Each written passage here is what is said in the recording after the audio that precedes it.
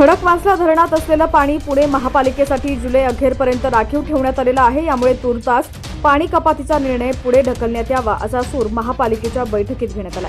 त्यास मान्यता मिळाल्यानं पुणे शहरावर असलेलं पाणी कपातीचं संकट टळलेलं आहे। दरम्यान नागरिकांनी पाणी जपून वापरावं असं आवाहन महापालिकेनं केलेलं आहे।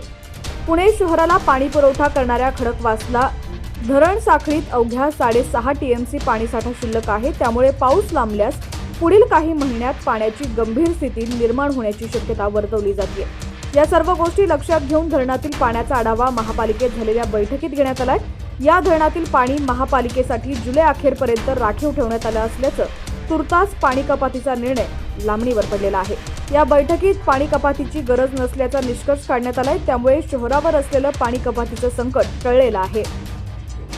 धरणांचे अपडेट्स पाहण्यासाठी HPN मराठी न्यूज चॅनलला सबस्क्राइब करा आणि बेल आयकॉनवर क्लिक करून नोटिफिकेशन्स मिळवा, जेणेकरून आमचे अपडेट्स लवकरात लवकर तुमच्यापर्यंत पोहोचतील।